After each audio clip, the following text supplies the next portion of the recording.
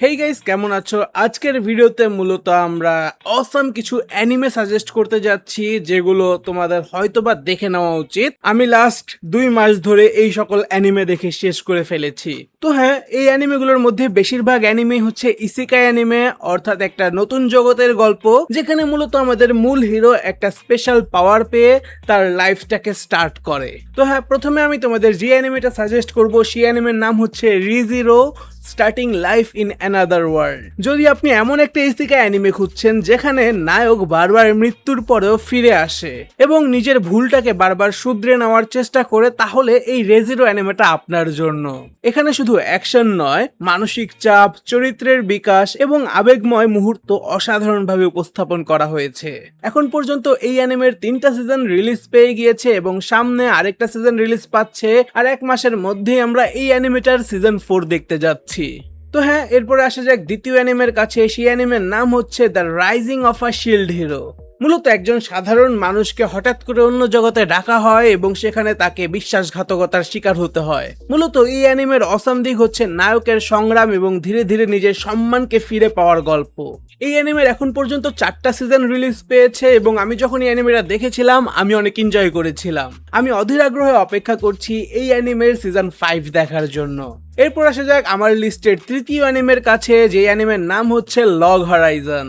এখন পর্যন্ত এই অ্যানিমের 3টা সিজন রিলিজ পেয়েছে। এখানে মূলত আমরা গল্পে দেখতে পারি যে কিছু সাধারণ মানুষ একটা গেমের মধ্যে আটকে গিয়েছে এবং সেখানে তাদের যাত্রা শুরু হয়েছে।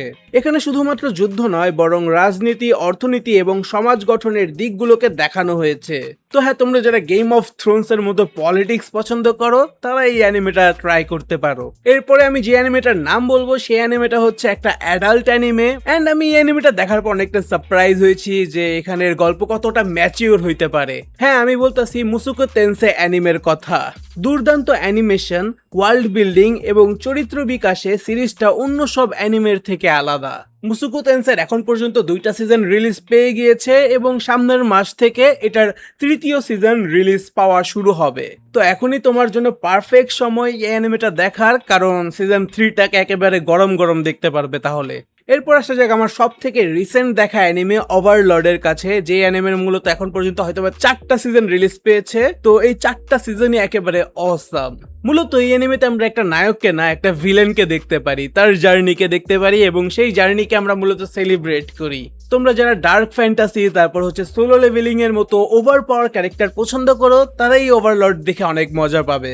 এত সময় আমি তোমাদেরকে যে অ্যানিমের নামগুলো বললাম সেগুলো কিছুটা তোমার কাছে নর্মাল লাগবে, বাট আমার কাছে আমি এখন যে অ্যানিমের নামটা বলবো সেটা সব থেকে পছন্দ হয়েছে। মূলত এই অ্যানিমেটা আমাকে ইসেকাই অ্যানিমের প্রতি একটু আসক্তি গড়ে তোলাতে অনেক বেশি সাহায্য করছে।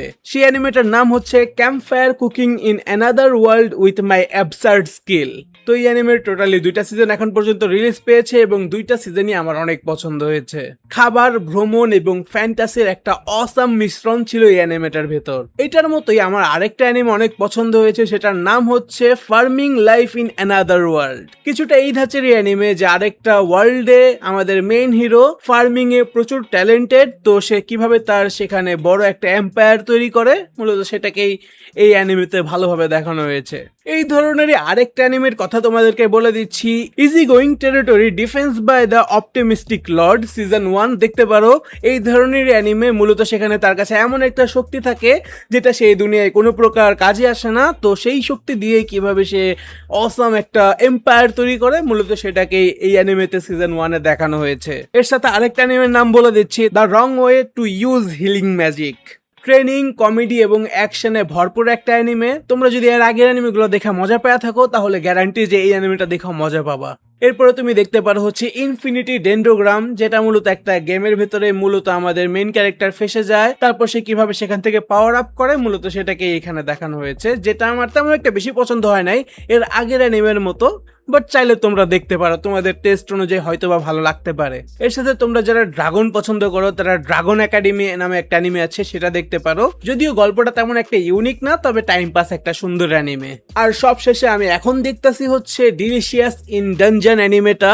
মূলত এখনো আমার অ্যানিমে দেখা শেষ হয় না, আমি আসি হচ্ছে 20 নাম্বার পর্বের কাছাকাছি। সো হ্যাঁ, এই অ্যানিমেটাও আমার ভালো লাগছে, চাইলে তোমরা এই অ্যানিমেটাও দেখতে পারো। তো হ্যাঁ, আমি এখন পর্যন্ত যেই 10-12টা অ্যানিমের নাম বললাম সেই অ্যানিমের মধ্যে তোমার তোমার কোন অ্যানিমে সব থেকে পছন্দের অ্যানিমে সেটা আমাকে কমেন্টে জানাতে পারো। আর তোমরা আমার এই দেখা অ্যানিমের থেকে কোনো অ্যানিমে দেখবে কিনা সেটা জানাও। আমার মনে হয় তোমরা যদি এই কয়েকটা অ্যানিমের মধ্যে যে কোনো একটা অ্যানিমেও দেখো, তোমার পছন্দ হওয়ার কথা, কমেন্টে জানাও। দেখা হবে তোমাদের সাথে পরের ভিডিওতে।